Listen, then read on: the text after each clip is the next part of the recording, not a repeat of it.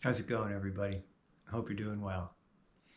It's sort of a gray and cloudy, cold kind of day out there. We had some rain last night and into this morning. And in the garden right now, the kale, the Swiss chard, and the lettuce are going absolutely crazy. They're in love with this weather. For the humans, though, it's a good day to be inside with a cup of something warm to get a few things done.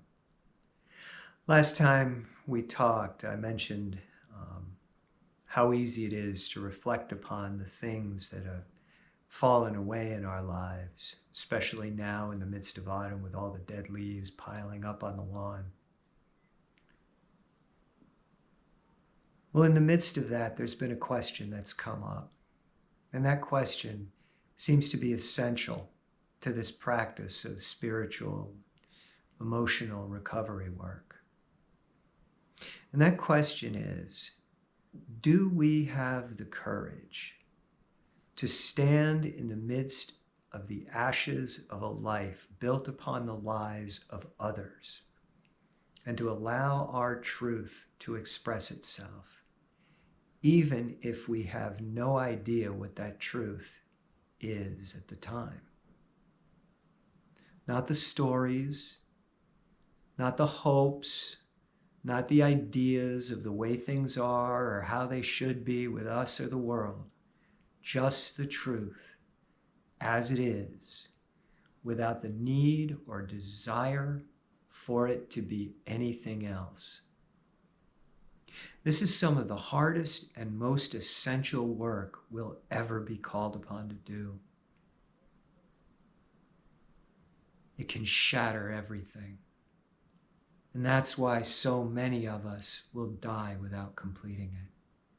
And sadly, there are a good many of us who will die without ever attempting it in the first place.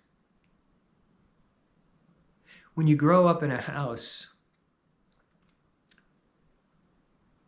that's torn apart by dysfunctionality or addiction, emotional turbulence, mental or emotional illness, you often get fed lie after lie by people who, knowingly or unknowingly, have never even healed their wounds.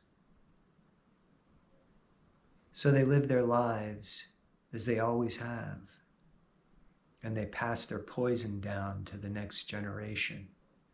That poison comes in the form of lies, like, you're not good enough, you're stupid, you don't deserve any better. Lies like, we're better than those people over there because their skin's a different color than ours is. Or, God loves us more because we worship at a different church. Told often enough and with deep enough conviction, those lies can take root in the fertile soil that we are as children, and they can run their roots deep. And they can become the stories that we accept as our own truths and the stories that we live by.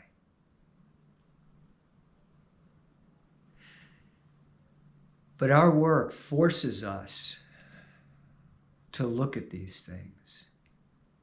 And it tells us that the truth of the matter is, we're not these lies. We're not these stories. We're not our beliefs or our actions or our experiences, positive or negative. These things are simply an expression of that deep down, unblemished, central something behind the wounds, behind the experiences, behind the stories we've internalized. And just as we're not these things, neither are the ones who've wounded us in the first place. The difference is, we've made the decision to heal those wounds and the lies and to let those stories fall away.